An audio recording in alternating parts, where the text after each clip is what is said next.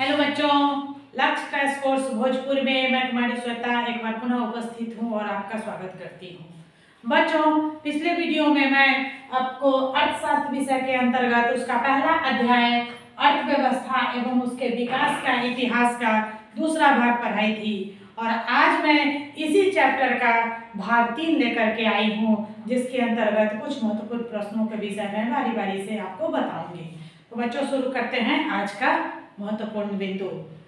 हमारा पहला क्वेश्चन है कि राष्ट्रीय विकास परिषद का गठन क्यों किया गया था।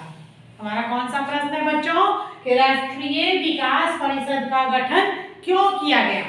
बच्चों, इसका उत्तर होगा कि भारत में राष्ट्रीय विकास परिषद का गठन 6 अगस्त 1952 को किया गया था। इसका गठन आर्थिक नियोजन की प्रक्रिया को पूर्ण करने के लिए नीति यानी योजना आयोग तथा विभिन्न राज्यों की सरकारों के मध्य तालमेल स्थापित करने हेतु किया गया था। राज्य के मुख्यमंत्री जो होते हैं इसके पदेन सदस्य होते हैं। राष्ट्रीय विकास परिषद के पदेन सदस्य कौन होते हैं? राज्य के मुख्यमंत्री। और प्रत्येक पंचवर्षीय योजनाओं का अनुमोदन राष्ट्रीय विकास के द्वारा ही होता है। हमारा दूसरा प्रश्न है बच्चों की समावेशी विकास से आप क्या समझते हैं। समावेशी विकास क्या होता है? बच्चों, आर्थिक विकास की जिस पद्धति या प्रक्रिया से समाज के सभी वर्गों का जीवन स्तर ऊंचा होता जाता है तथा समाज का कोई भी वर्ग विकास के लाभ से अछूता नहीं रहता है, तो ऐसी विकास की प्रक्रिया को समावेशी विकास कहते हैं। स्पष्ट है बच्चों? अब हमारा तीसरा प्रश्न है जो आपको त्रिउत्तरीय प्रश्न में भी पूछ सकता है या 5 नंबर के प्रश्न में रहेगा कि गरीबी रेखा से क्या अभिप्राय है, इसका कैलोरी के आधार पर कैसे निर्धारण होता है। गरीबी रेखा से आप क्या समझते हैं और कैलोरी के आधार पर इसका निर्धारण कैसे होता है।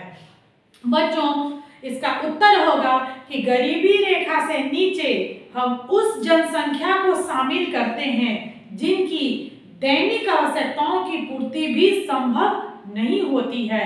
ग्रामीण क्षेत्रों में रहने वाले वैसे लोग जिन्हें 2400 कैलोरी तथा शहरी क्षेत्रों में 2100 कैलोरी प्रति व्यक्ति प्रतिदिन प्राप्त होता है, वह गरीबी के नीचे माना गया है। इनको बीपीएल के नाम से भी जाना जाता है, यानी बीपीएल में वही सब व्यक्ति आते हैं जो गरीबी रेखा से नीचे होते हैं। इसके बाद का हमारा चौथा प्रश्न है कि गरीबी के दुष्चक्र का क्या अभिप्राय है। आपने गरीबी का दुष्चक्र सुना होगा बच्चों, तो गरीबी का दुष्चक्र क्या होता है? इसका उत्तर होगा बच्चों कि गरीबी ही गरीबी को जन्म देती है, जिसे प्रसिद्ध अर्थशास्त्री रैगनम ने गरीबी के दुष्चक्र के रूप में ही परिभाषित कर दिया है। इनके अनुसार लोग गरीब इसलिए होते हैं क्योंकि उनमें गरीबी होती है, और गरीब जो होते हैं वो इसलिए गरीब होते हैं क्योंकि उन्हें अपनी न्यूनतम आवश्यकताओं को भी पूरा करने के लिए उनकी आय कम होती है। पुनः अगली पीढ़ी में भी यही स्थिति बनी रहती है और गरीबी का कुचक्र जो है पीढ़ी दर पीढ़ी चलता रहता है। इसके बाद का हमारा 5वां प्रश्न है कि बीमारू राज्य में भारत के किन प्रांतों को शामिल किया जाता है। बीमारू राज्य में किन किन प्रांतों को शामिल किया गया बच्चों? तो इसके अंतर्गत बिहार, मध्य प्रदेश, असम, राजस्थान तथा उत्तर प्रदेश को शामिल किया गया है।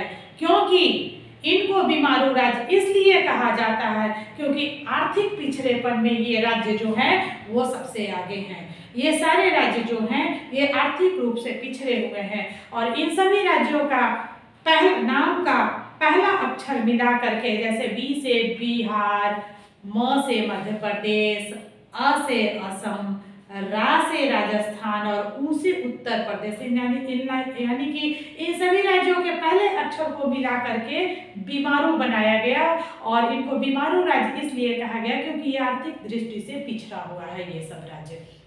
इसके बाद हमारा छठा प्रश्न है, जो ये भी 5 नंबर के प्रश्न में पूछे जाएंगे, यानी दीर्घ उत्तरीय प्रश्न में रहेंगे कि जीवन की भौतिक गुणवत्ता के प्रमुख सूचक कौन कौन से हैं, समझाएं।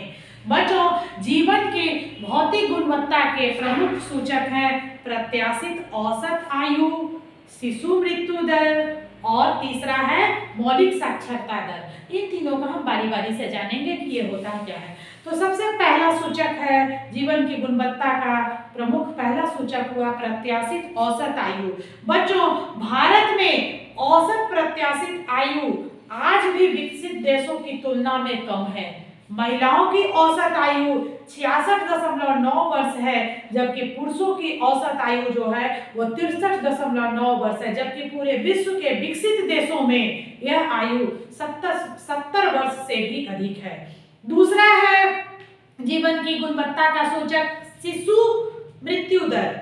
बच्चों, 1 वर्ष की आयु से पहले मृत्यु शिशु मृत्यु कहलाती है, यानी जो बच्चे जन्म लिए और उनकी आयु 1 वर्ष भी नहीं हुई और उससे पहले वो मर जाते हैं तो वो शिशु मृत्यु कहलाती है। शिशु मृत्यु दर प्रति 1000 जीवित जन्मे शिशुओं की मृत्यु की संख्या है। इसके बाद तीसरा हमारा जीवन की गुणवत्ता का सूचक है मौलिक साक्षरता दर।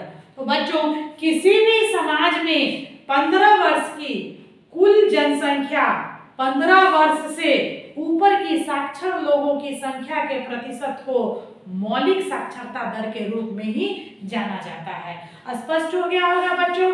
आशा करती हूँ कि इस चैप्टर के तीनों भाग के सारे महत्वपूर्ण प्रश्न आपको समझ में आया होगा। यदि कहीं कुछ समझ में नहीं आया होगा तो आप कमेंट बॉक्स में जाकर के अपने डाउट को पूछ सकते हैं, आपके डाउट को क्लियर किया जाएगा।